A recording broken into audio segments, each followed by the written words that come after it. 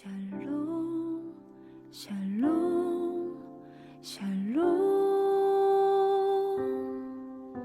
샬롬, 샬롬, 샬롬. 내니 두려워 말아라. 나의 아들, 나의 딸아. 안심하라. 샬롬, 샬롬, 샬롬, 샬롬, 샬롬, 샬롬. 나의 평안을 주노라. 세상과는 다른 평안. 두려워 마라. 샬롬.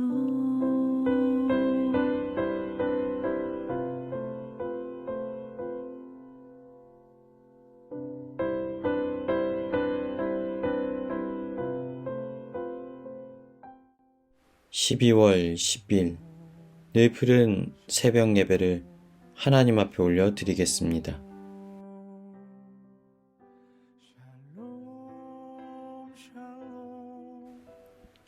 출애굽기 10장의 말씀으로 하나님의 은혜 나누기를 원합니다. 이집트 왕 바로는 하나님의 명령을 거부하고 이스라엘 백성들을 내보내기를 원하지 않습니다. 오히려 더 고된 노역으로 백성들을 억압하고 착취합니다. 그러나 하나님께서는 10가지 재앙을 애굽의 온 땅에 내림으로 이스라엘 백성들을 노예 생활에서 해방하도록 하십니다. 우리는 하나님께서 애굽에서 내리신 10가지의 사건을 가리켜 재앙이라고 이해하고 있습니다. 그런데 사실은 성경의 내용과는 거리가 멉니다. 원어를 가만히 살펴보면 10가지 사건은 재앙으로 기록되어 있지 않고 이적, 기적이라는 단어를 사용하고 있습니다. 본래 재앙의 의미가 무엇입니까? 두렵고 끔찍한 재해나 사고를 말합니다. 그러니까 재앙의 의미는 단순히 하나님의 심판이고 징계의 채찍이라고 해석되어질 수밖에 없는 것입니다. 그런데 사실 이 10가지 사건들은 재앙의 의미가 아니었습니다. 이 사건은 하나님께서 어떤 분이신지를 드러내는 기적의 사건이었던 것입니다. 하나님께서 살아계시고 전능하신 분이심을 이스라엘 모든 백성들과 또 이집트 온 땅에 있는 민족들에게 자기 자신을 드러내셨던 것입니다. 10가지 기적 속에 등장하는 기적의 장소나 도구들은 모두 이집트가 믿던 신들의 모습입니다. 자신들의 신이 이 모든 영역들을 통제하고 다스린다라고 믿어왔던 것입니다. 애굽에서 살던 이스라엘 백성들조차 그들의 그 영향력과 문화 안에 자리 잡을 수밖에 없었을 것입니다. 그런데 하나님께서는 이 10가지 사건들을 통하여서 거짓된 우상신들을 하나하나 깨트려 나가십니다. 그로 인하여서 참된 신이 바로 여호와 하나님이심을 드러내셨던 것입니다.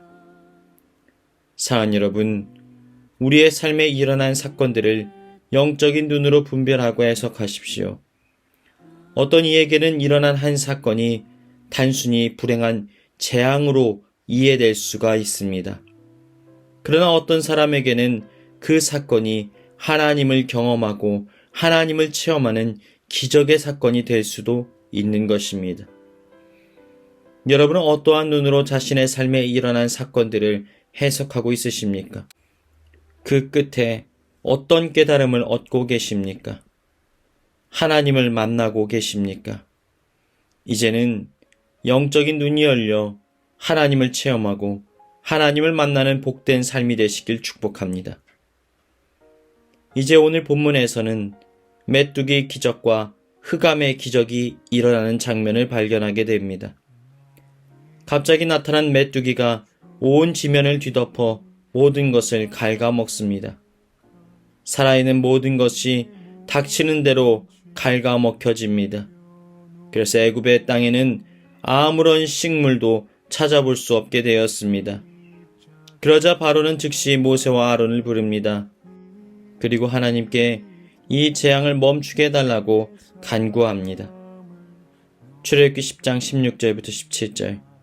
바로가 모세와 아론을 급히 불러 이르되 내가 너희에게 하나님 여호와와 너희에게 죄를 지었으니 바라건대 이번만 나의 죄를 용서하고 너희의 하나님 여호와께 구하여 이 죽음만은 내게서 떠나게 하라. 그런데요, 하나님께서 재앙을 멈추시자 바로는 언제 그랬냐는 식으로 다시 완악한 마음을 드러내게 됩니다. 이스라엘 백성들을 내보내기를 기뻐하지 않습니다. 흑암의 재앙도 마찬가지입니다. 애굽 땅에만 해가 뜨지 않고 흑암만이 온 지면에 가득하게 되자 바로 왕은 이 문제를 해결해 달라고 모세와 아론에게 간청합니다. 그러자 하나님께서는 즉시로 모세의 기도를 들으시고 흑암의 재앙을 없애주십니다. 그런데 문제가 해결되자 바로는 금세 돌변해 버리게 됩니다. 27절부터 28절. 여호와께서 바로의 마음을 완악하게 하셨으므로 그들 보내기를 기뻐하지 아니하고 바로가 모세에게 이르되 너는 나를 떠나가고 스스로 삼가 다시 내 얼굴을 보지 말라. 내가 내 얼굴을 보는 날에는 죽으리라.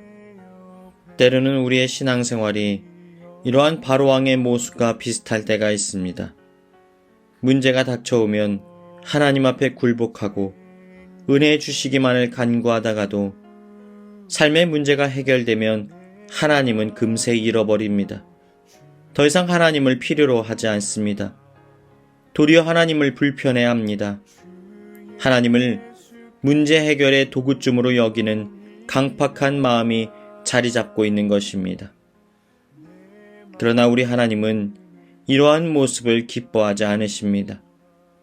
하나님께서는 우리의 삶이 하나님을 온전히 만나고 하나님을 인정하고 그분 앞에 순종하는 삶을 살아가길 원하십니다. 우리의 강팍한 마음이 녹아지고 하나님의 은혜를 사모하며 하나님과 동행하기를 원하시는 것입니다. 사랑하는 여러분, 오늘 말씀을 통하여 우리의 영적인 상태를 가만히 진단해 보십시오. 이제는 하나님을 나의 주인으로 왕으로 온전히 인정하는 복된 삶을 사시길 주님의 이름으로 축원합니다.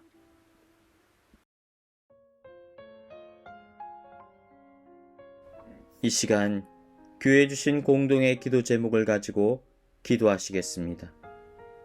문제의 시선을 빼앗기기보다 응답 주실 하나님을 향하여 우리의 시선을 고정하게 하여 주옵소서.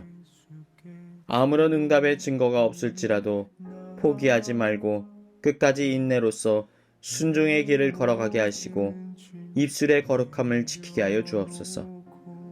대림절을 맞아 우리를 구원하기 위하여 이 땅에 오신 예수 그리스도의 은혜를 깊이 묵상하고 그 은혜 안에 거하게 하여 주옵소서. 다 같이 기도하시겠습니다.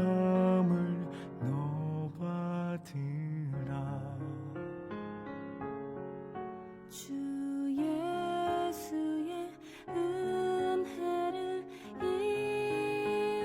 입어 내 슬픔이 없어지리. 내 이웃을 늘 사랑하여 너 받은 것 거저주라. 주 예수께 조용히 나가 내 마음을 쏟아놓으라. 늘은 미리 보시는 주님 그 은혜를 베푸시리. 주 예수를 친구로 삼아 늘 내 옆에 모시어라. 그 영원한 생명샘 물에 내 마른 목 죽이어라. 주 예수께 조용히 나가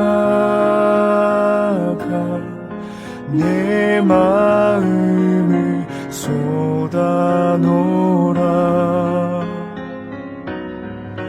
늘 은밀히 보시는 주님,